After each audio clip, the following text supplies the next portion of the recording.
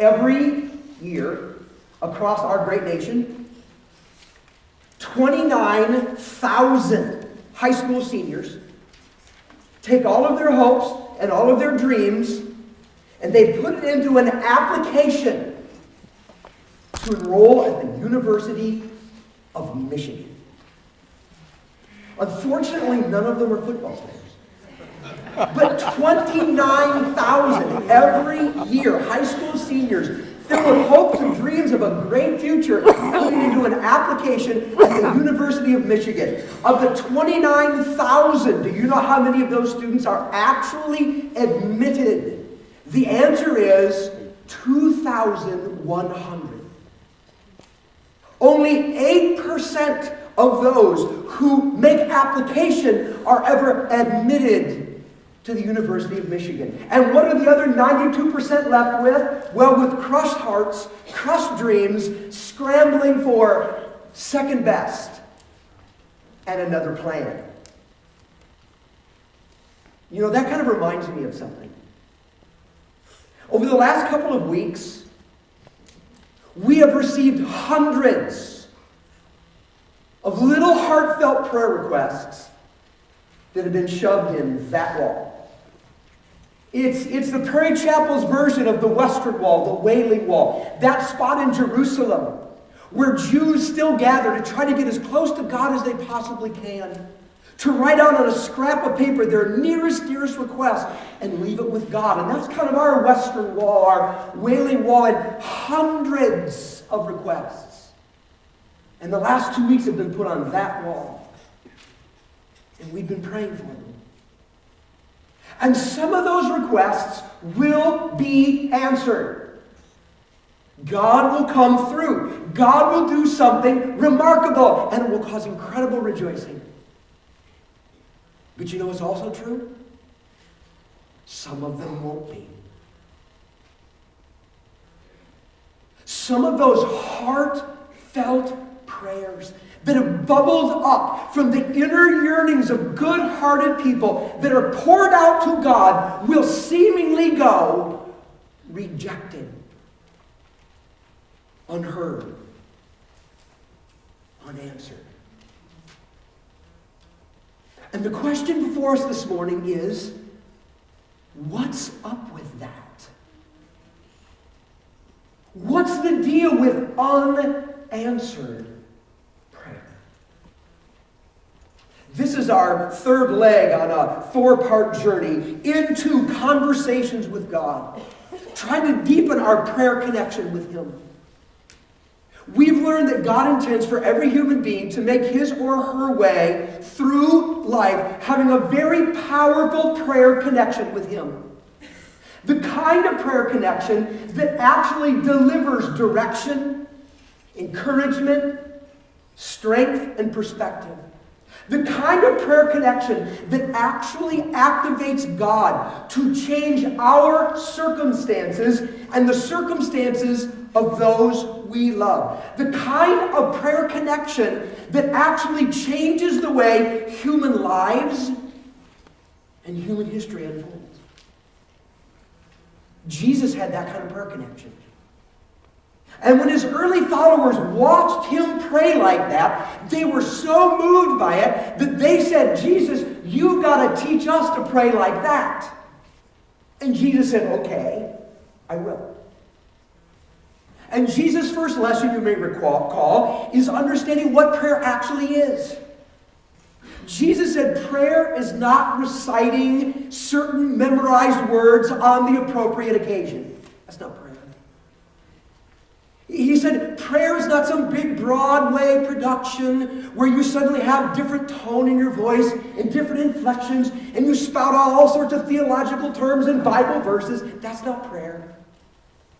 Jesus said prayer isn't babbling on and on and on as though if you repeat the right words or the right phrases enough time, there's some magic in it that will suddenly get God's attention and He'll do what you want. That's not prayer. Jesus said prayer is just honest conversation with God. Prayer is saying, God, here's how I feel. Here's what I want. Here's what I need. everything that's inside of me, I just dump out on God. Jesus said that's actually what prayer is, and it's the beginning of a powerful prayer connection with your Heavenly Father. And then Jesus said, let me tell you the kind of person that God really listens to. Let me tell you about the kind of person that really has God's ear. It's not the kind of person that has all this theological understanding. It's not the person who managed to live up to some external moral code. But no, it's just the person who has a good heart. The kind of heart filled with love and gratitude to God for being adopted into his family. The kind of heart that just has a respect for God because it recognizes how incredibly good God is and everything God does. And the kind of heart that is surrendered to God, that will do anything that God actually instructs. And any one of us can have that kind of heart, the kind of heart that God really, really listens to. And then apparently, Jesus thought that unanswered prayer was such a big deal, such a major concern, such an issue, that he had better tackle this thing head on. And that's exactly what he did. In fact, in Luke chapter 11, beginning in verse 5, Jesus addresses this matter of unanswered prayer. And he says, here's what to do when your prayers go unanswered. Here's what to do. Then he gives us a bonus teaching. He even tells us why we should do what we're supposed to do when our prayers seemingly go unanswered. Here's the first thing Jesus says to do when you encounter unanswered prayer. Jesus says, simply do this. Keep praying. And God may give you exactly what you're asking for. If your prayers seem to go unanswered, Jesus says, you just keep asking. Be persistent. Jesus told this story. Luke 11 and verse 5. It says, then Jesus said to them, after giving the Lord's Prayer and teaching about prayer, he says a story.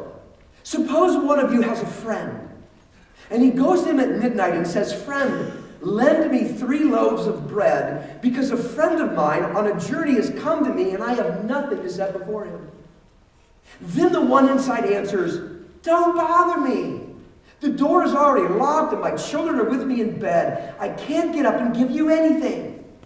I tell you, Jesus said, though he will not give up and give him bread because he is his friend, yet because of the man's boldness, literally, because of the man's persistence, he will get up and give him as much as he needs. Now, those in Jesus' culture got the story completely. A friend comes at midnight and says, a friend of mine has come and I need bread to give him a meal.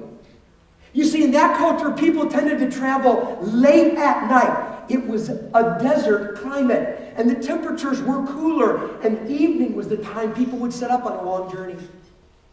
And in that culture, hospitality was a huge deal. And if a friend needed some lodging and refreshment, it was an obligation to give it to him or to her. And so a guy sets out on a long journey at night, comes to a friend's house, and this friend has nothing to set before him. So he goes to his neighbor at midnight, knocks on his door. Hey, friend! Hey, wake up! Can you imagine the guy stumbling to the window? What's up? Man, have you got like 3 loaves of bread? I just had a friend come, and I don't have anything to give him and refresh him from his journey. And the friend goes, I can't give you anything now. It's midnight. And my children are with me in bed. You see, in that culture, everybody slept in the same bedroom. Mom and Dad and all of the kids. And if I'm going to get up and I'm going to give you this stuff, everybody's going to get up. And do you know what happens when you wake kids up at midnight? They're ready to start a new day. You're going to rub my whole night. I can't do it.